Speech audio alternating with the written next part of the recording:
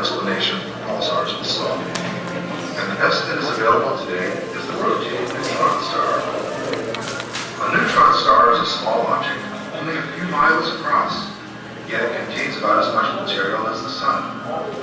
The protons and electrons of its atoms are so compressed by the intense internal pressure is the pulsar at the center of the Crab Nebula. It is the remains of a supernova, or exploded star, and we conclude that pulsars are produced by such explosions. These are also the youngest. Pulsars are slowing down as on media telescopes, and our ability to see something that is beyond our reach. Hello, I'm Tony Cook. This is a live image of the sun. If there are any sunspots when you're here, they'll look like these tiny black dots, which are actually about the size of the Earth. This image comes from one of the solar telescopes located in the Copper Dome about 2 stories above our heads. We can Daddy, come here! Daddy!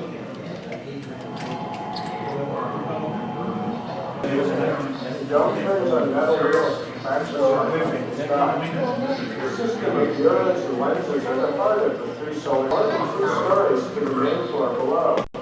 At the upper end, the sunlight condenses through the mountains. Sunlight Quasars is a stage in the life of the galaxy. Looks like a radioactive galaxies. Because they are so busy, quasars allow us to see back. They are crucial to our understanding of how the universe came to have its structure.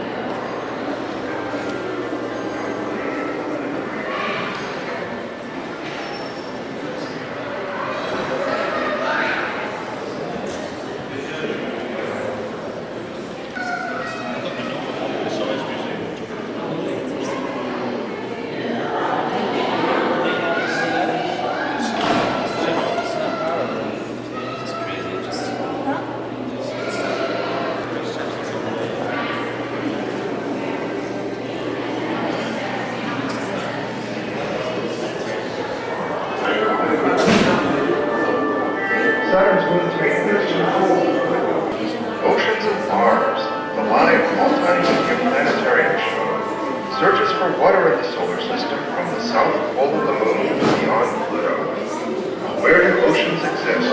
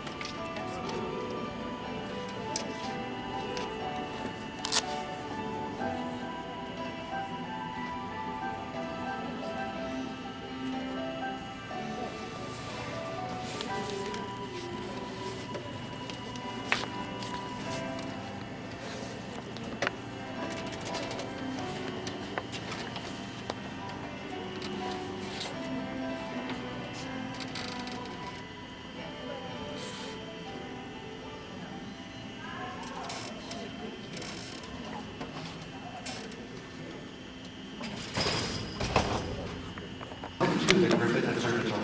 My name is John Mosley, and I have the pleasure of presenting the afternoon performance of our current planetarium show, Oceans of Mars. Planetarium shows here are live multimedia presentations. We use many special effects projectors, and the main special effects projector, the star of our show, is our Zeiss Mark IV planetarium machine. It will project onto the dome overhead the sun, the moon, the planets, the stars. The stars come from the large globe at either end of the machine. Sun, moon, and planets are behind the wonder cages. And basically that machine is a big clockwork mechanism. There's lots of gears, motors, lenses, and so pieces of it are all synchronized together, again through a clockwork or gearwork mechanism, to show the sky as it would appear at any time and place. Tonight, we've got it set to show the sky as you see it tonight from Los Angeles. We'll run forward through the night, then we'll run forward through the autumn. So that machine makes the sky and projects it onto the dome. Well, other special effects projectors, use about 100 in the show, and most are concealed, will be showing us pictures of things. Except for some short pre-recorded sections, the show is live. I'll be narrating. I'll be doing that from the control console, where I'll also be throwing switches and turning dials. So when the show is over, I'll still be in the console, still live. Happy to answer any questions you might have. So, be happy to talk to you after the show. A couple of quick announcements before we start. If you have a flash camera, please disconnect the flash. We have nothing to hide, but it's not possible to photograph projected images with the flash. This doesn't work. Video cameras are okay. And still cameras are okay if you don't use the flash, but if you don't use the flash, you don't get the picture anyways. Don't either way. If you have a cell phone or a pager, you know what to do. Go off during the show, we come and collect them in a bucket of water, like that.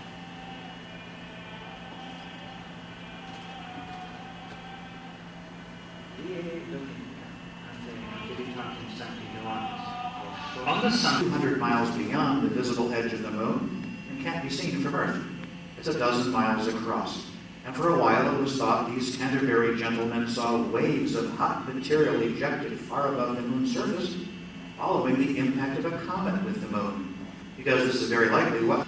But whether or not this is an actual eyewitness account of an impact on the moon, people in 1178 had no idea there are craters on the moon, let alone that craters are made when comets and asteroids from afar strike and explode. And they certainly couldn't have fathomed that such impacts brought water to the moon, or that this is how the Earth got its water.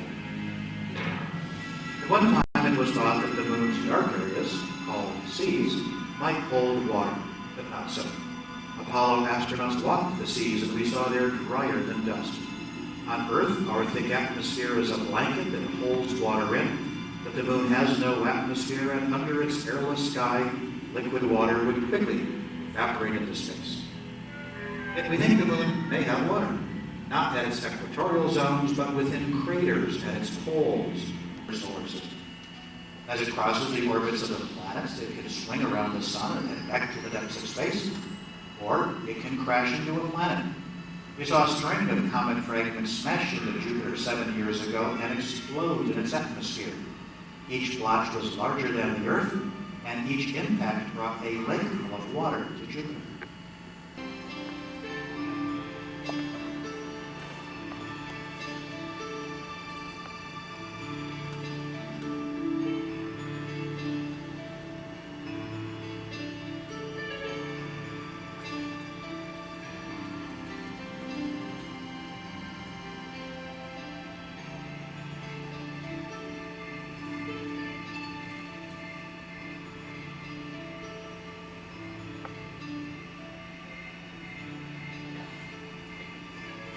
The brightest object you'll see in the sky over Griffith Observatory tonight is a very slowly moving green arrow.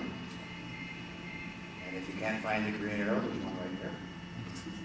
There's this one. Follow the green arrow without losing sight of it, and it will take you to the brightest object in the sky over Los Angeles tonight, which is, of course, the very bright moon. If you can't see the moon, that's because it's cloudy. The second brightest object is to the right or to the west of the moon by a fair distance. That is the planet Mars.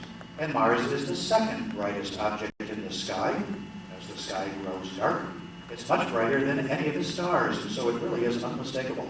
And it's the first star to appear, although it's really the planet.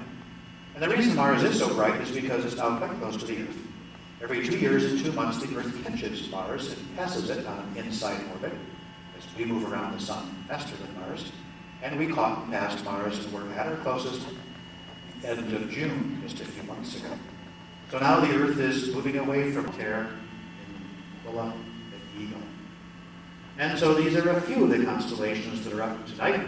If you're in a dark location away from city lights, it's fun to see if you can visualize the ancient star patterns that were first named so many thousands of years ago.